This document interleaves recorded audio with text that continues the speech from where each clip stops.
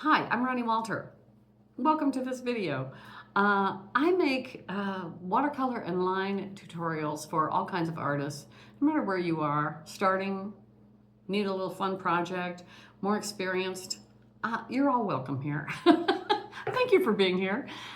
Today's video, I'm wearing my favorite sweater in honor of this video, and that is I'm doing a cute little video tutorial on this adorable little girl who is just frolicking in the leaves. And who doesn't love sweater weather? It's easy, it's a fast one, it's going to be really fun, and it's really easy to personalize.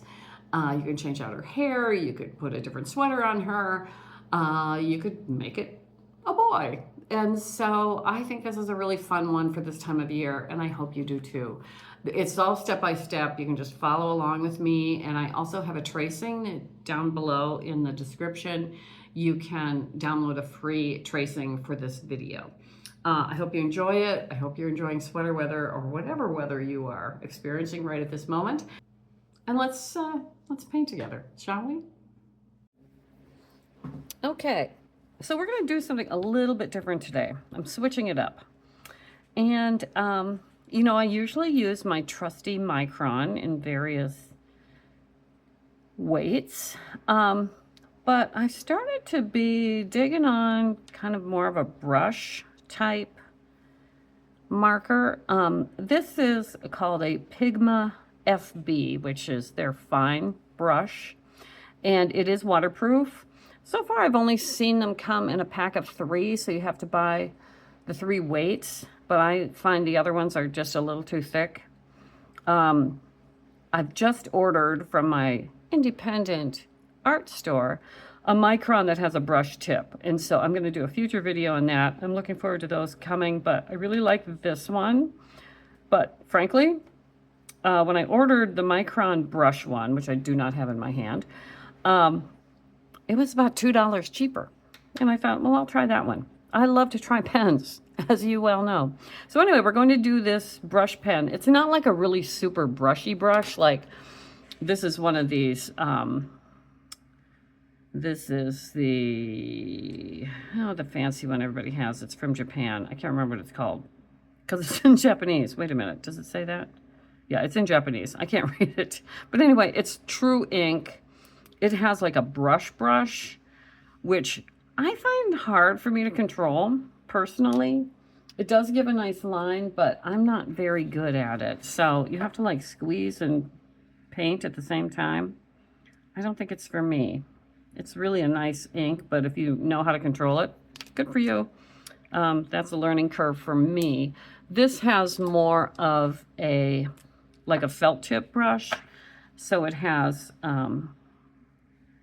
you can get that thick and thin, but I like this better and I have better control over it. Whatever works for you works. If you don't have one of these and you want to do this design, cool. Just use your micron. It'll come out just as cute as can be. Okay, so I've done a really, really loose sketch on here.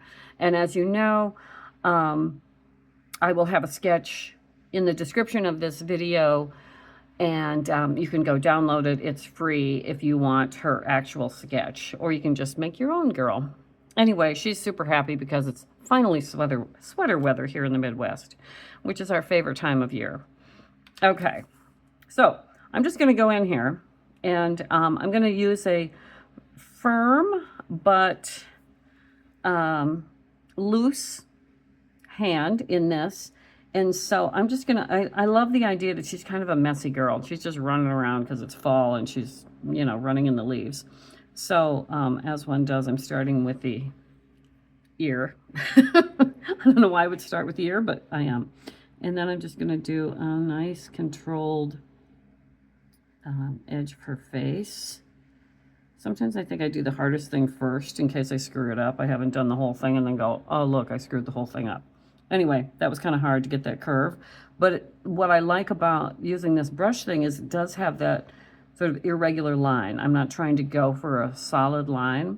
It's just a loose thing. So she's got little bows in her hair. And she's got messy ponytails. So that's just coming right out of there. And do the other side. Little bows, messy ponytails.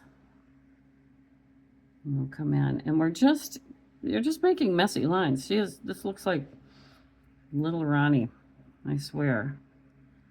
I was always needing my hair to be combed or brushed. I just didn't care. I care now. Didn't care then.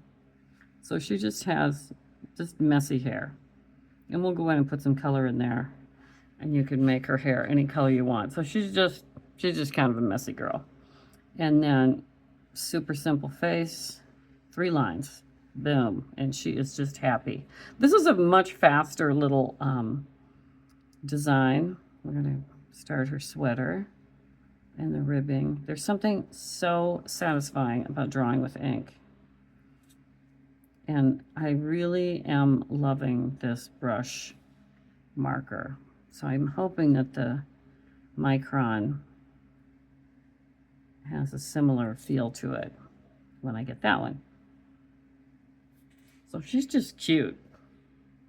Just cute. So you can see I'm making really simple shapes. These arms are just rectangles. I'm not doing fussy hands. We're doing the little mitteny hands.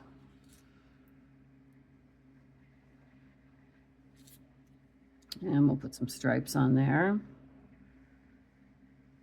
And some ribbing. So 1, 2, 3, she had 4 over there. I guess I'll try to be equal.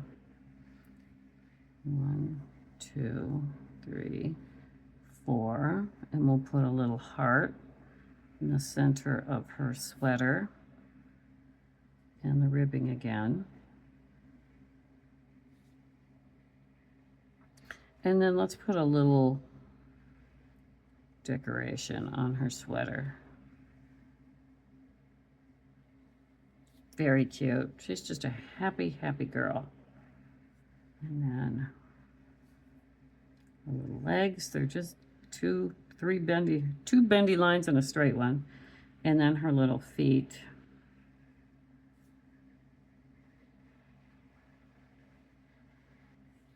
And we might as well make those sneakers.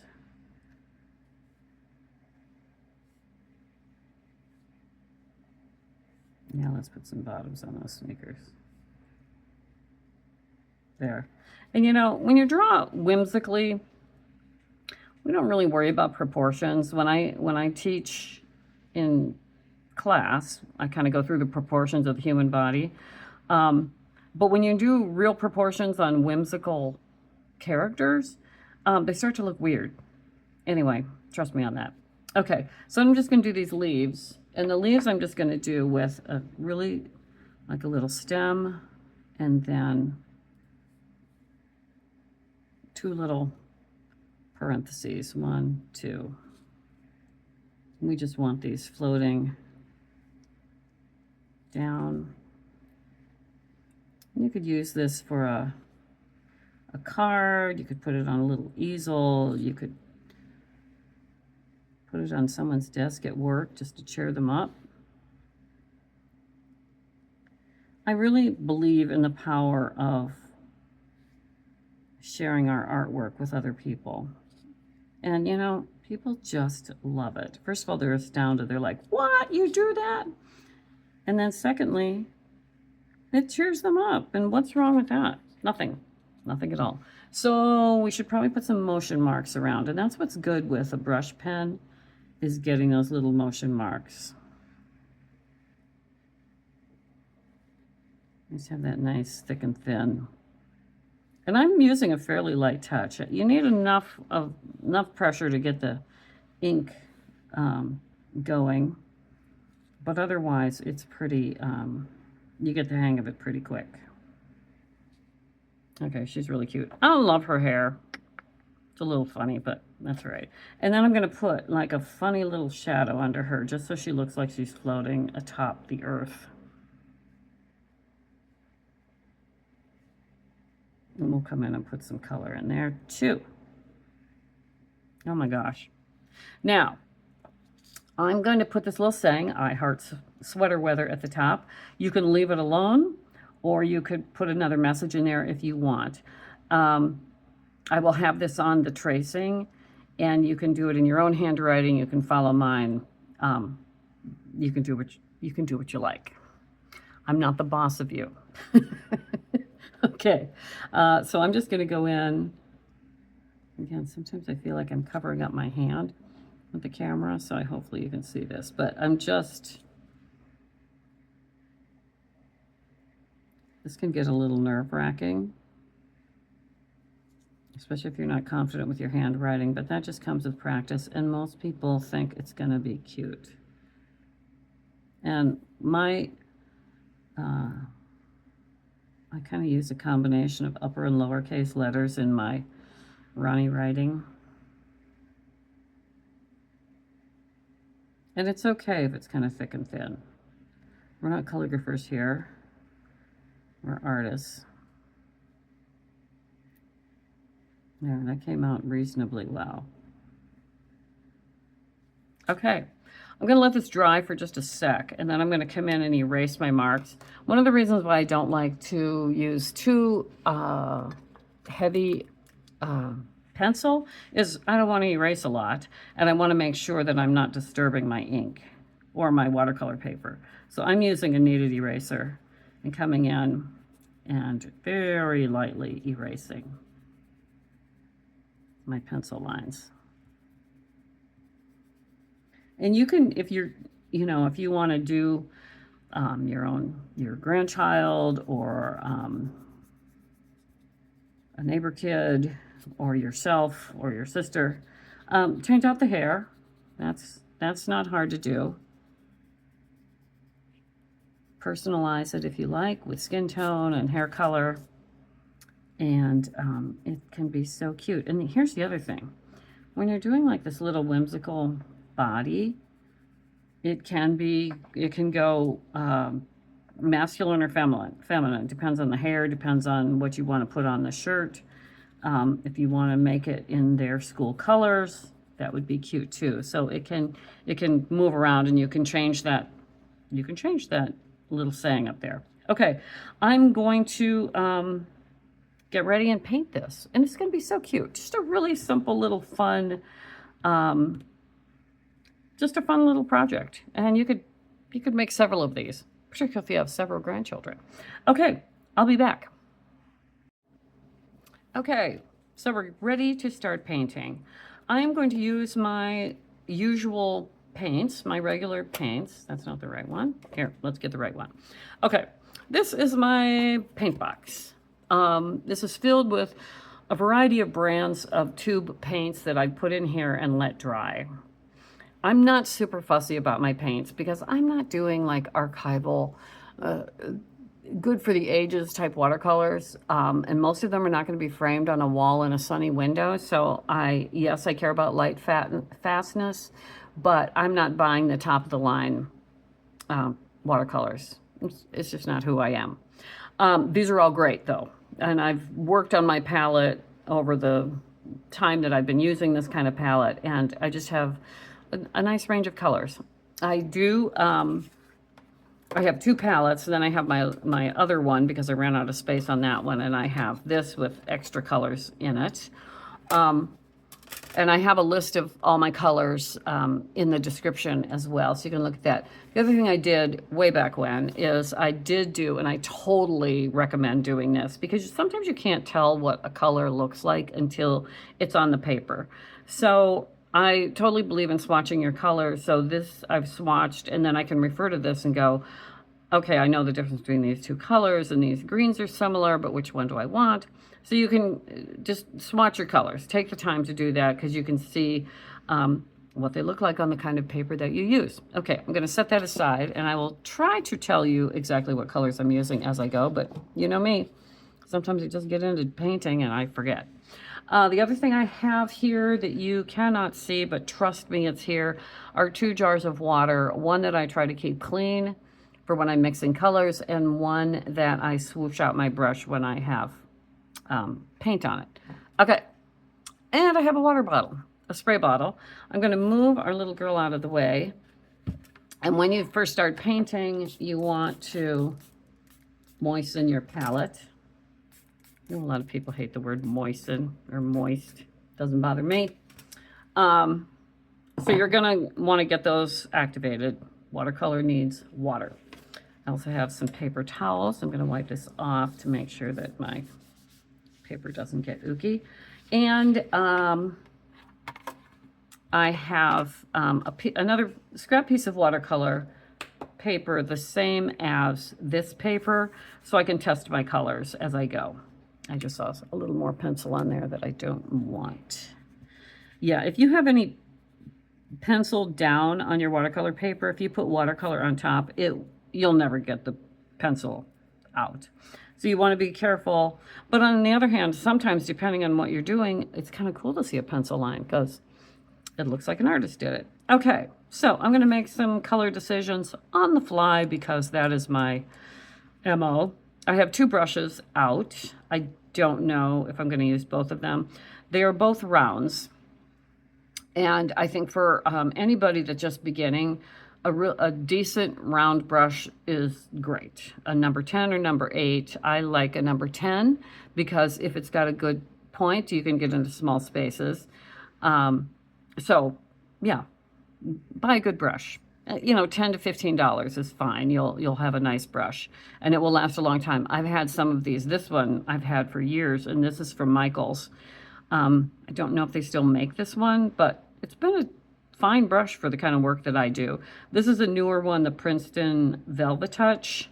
Nice brush. Mine has kind of a funky hook on the point, which I've been trying to retrain it to have it be straighter. It's not working, so I'm retraining myself to know where the hook is. So sometimes you just deal with what you got. Okay, so this is what I'm going to be using. And if you've watched my videos, you know, my process is to go from the pot of paint to the palette to the paper, because you want to be able to mix up enough paint to get across where you want to paint. And that just makes sense. Okay, so here's the other thing. I'm hoping that you can see, it's kind of hard to get everything in the camera range. I apologize if you're like, oh, gee, Ronnie, I can't see that. So I'm trying to work on that, but I think, let me see. Yeah, I'm standing up. No, you cannot see the paint. So I'll try to move this over here so you can see what I'm doing, and then I'll move it back over so we can paint. Okay, first thing I'm going to do is I'm going to make her sweater, the base of her sweater, a nice bright yellow. So this is a cadmium yellow medium. It needs more water. And I just have a titch because my palette is kind of messy, but they're clean. It's just, there's paint in there. I'm adding a little bit of the Cadmium Red Light, which is a warm red. And these are probably, I wrote Cadmium Red Light. They're probably not real cadmium. They're like mimicking cadmium, because cadmium's A, expensive, and B, kind of poisonous. So we try to avoid that. Okay, so I'm going to put that back down and I'm going to test that color. I want a nice golden fall yellow for her sweater. So I'm going to add a little more water. So the base of her sweater is going to be that. And when I paint, I just get it in there. Do not be tentative. It's supposed to be watery and you should be able to move it around freely. And then I always have a paper towel and I kind of can dab my brush and then hoover up excess paint. Now, just to make it interesting, I'm going to add a little more of that cadmium red and make it a little oranger. Trying not to contaminate my paints, but you know how it is. I want to test it against, yes, that's a nice contrast. I have green paint on my hand. And then I'm going to do this bottom part in that oranger color, or orangey. Okay, so since I have this orange on my brush, I'm going to start doing some of these leaves. And it really, it's a blob. Trying to, and you know, I can come in. And the great thing about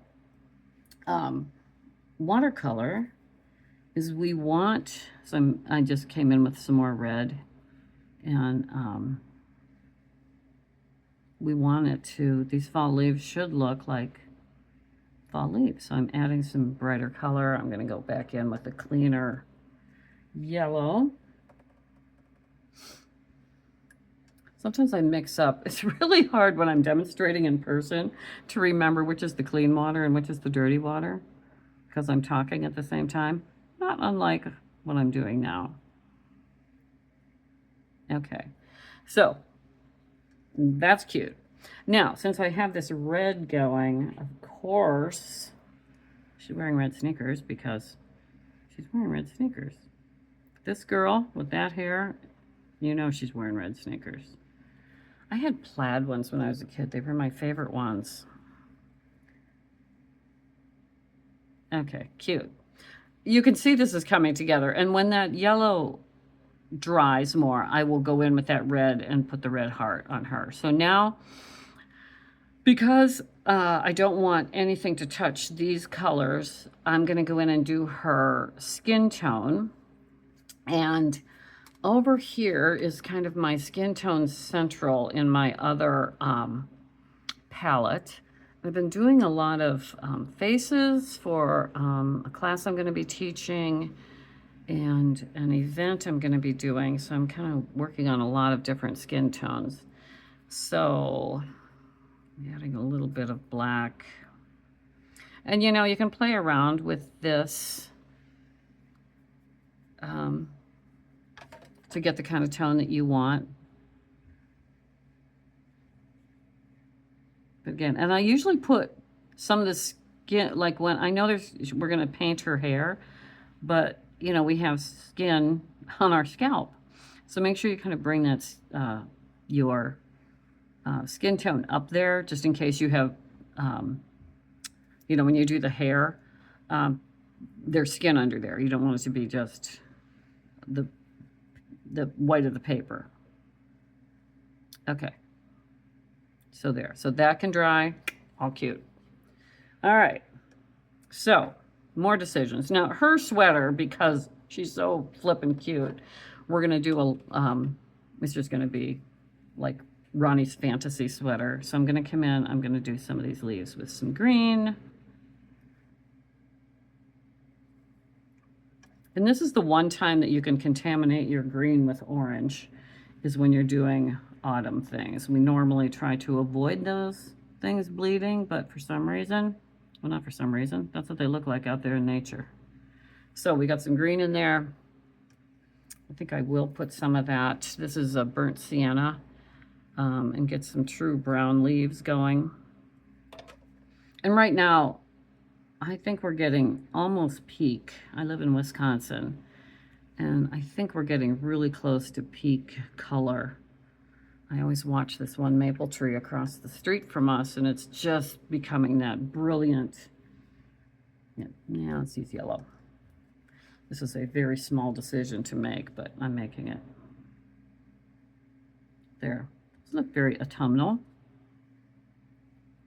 See how sweet this is and how quickly it's coming together? She's darling, if I do say so myself, but you know, I always say so myself.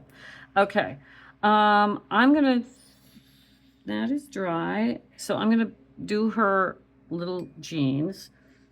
Move this out of the way. And this is Ultramarine Blue. And I'm going to go over here, right over here in this weird little area, I have Payne's Gray.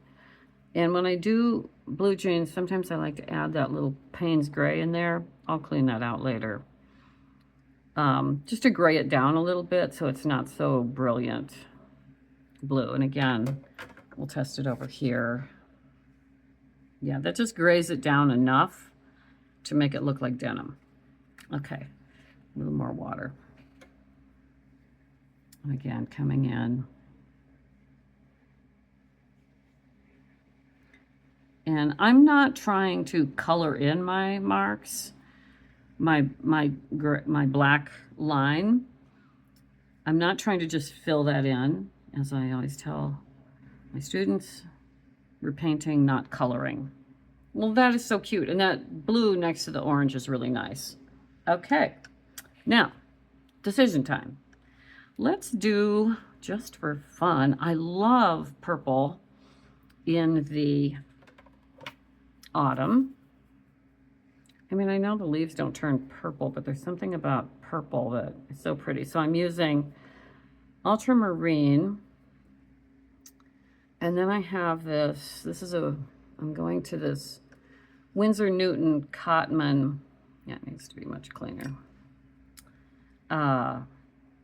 Permanent Rose, and it makes a really nice purple. That is a nice purple. And against that gold, okay, so I'm going to go in 1, 2, 3, 1, why am I counting? 2, 3.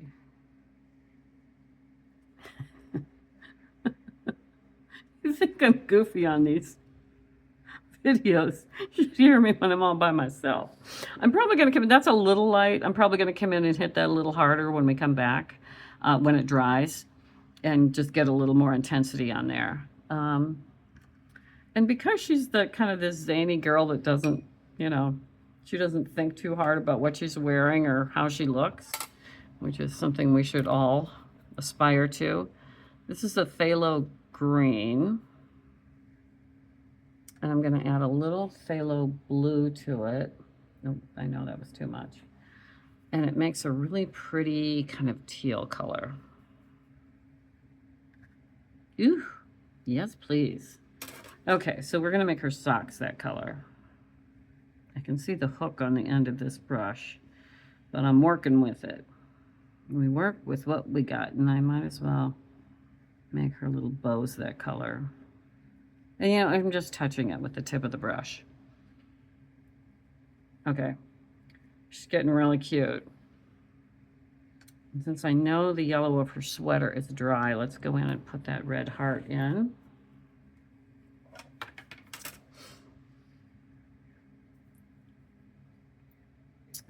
And I grabbed the wrong stuff. So anyway, we're not fussy about that. So we've got a nice red.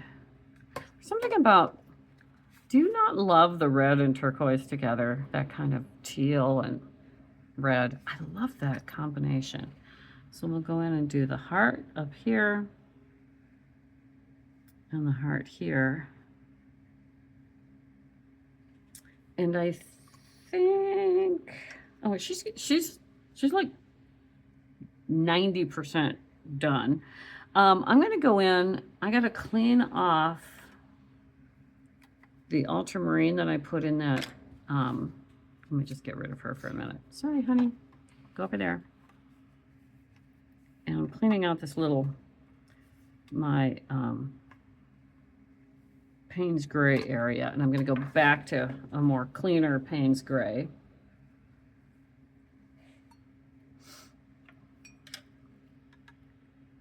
Because that's what I'm going to do. That I like this color for shadows. It's kind of a stormy gray. I love this color.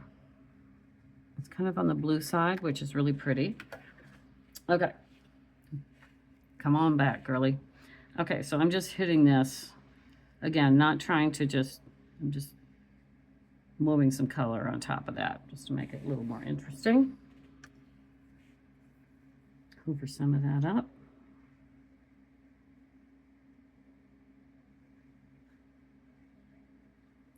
Cute. And I think the final color in her sweater is going to be like a limey green. So I have this is a phthalo yellow green. And I'm going to make it even more limey with this cadmium yellow. Now, in this palette, this is always contaminated with green because that's the only time I use it. And someone mentioned, and I gotta, you know, everything we do is kind of a work in progress. I know my lighting isn't perfect. And someone mentioned that sometimes when I do the lime green, it looks really yellow. I'm going to try to help that when I edit this. Whether I can or not, we don't know. But trust me, this is like a lime green. So I'm going to make the stripe on her sweater, the lime green. dragging that along. And I think I'll put a touch of it in some of these leaves. It's one of those design things of bringing some of your color around the design to relate to each other. Oh my gosh. I want this sweater. Okay, and I'm going to go and do those other stripes in that green. And, okay, decision time. I think I'm going to do the turtleneck back in that purple.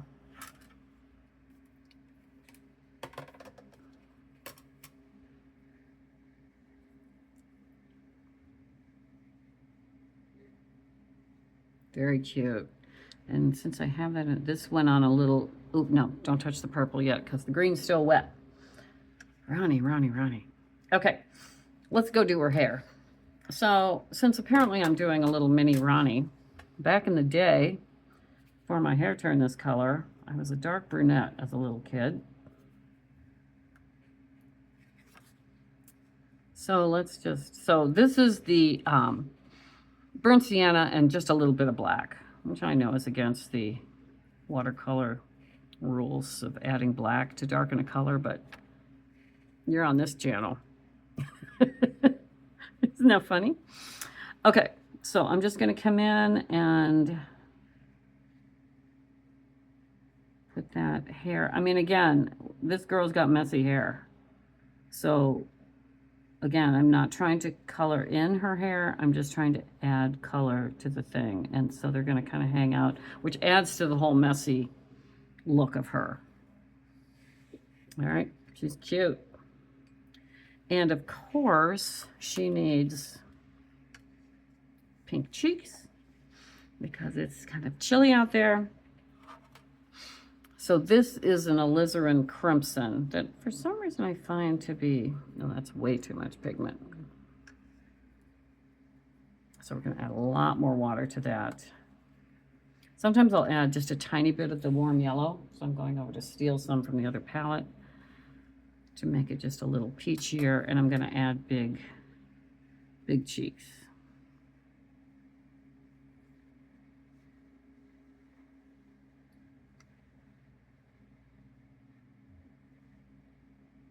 We are so close to being finished with this. Oh my God. Okay, I am digging this. She's so cute. Okay, here's the other thing I like to do. These are little touches, and sometimes you just go back in and fuss around.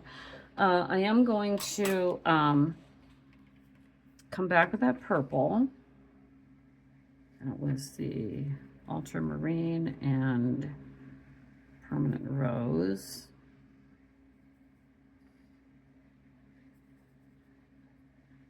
We're close, and I'm just going to go do those stripes again. And even though this is a super whimsical thing, sometimes adding shadows does help to kind of sell it. So I'm putting just the tiniest bit of darker purple under her head as a little shadow, very subtle. And I'm going to do the same with her jeans. And all I want to do is just put a tiny shadow right here and right here.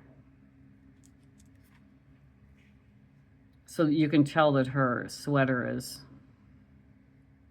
hanging over her jeans. So it just adds a little tiny shadow. These are the little tiny things that all of a sudden start to make something, it elevates it a little bit. Okay, well, guess what we just did? We just made this darling little girl who's all ready for fall, and I think she's super cute. I can't wait to put her on my little easel on the mantle because she's just fun and we're all happy, and who doesn't love sweater weather? So thank you for being here. Thank you for being brave and full of life and ready to try watercolor and to just make something cute and lighthearted that makes you happy. Playful art is wonderful art, and I'm glad you're here and I'm glad you're enjoying this. So take care. If you got a cute sweater, go out there and kick up some leaves. So take care, and I'll see you in the next video. Thank you. Bye.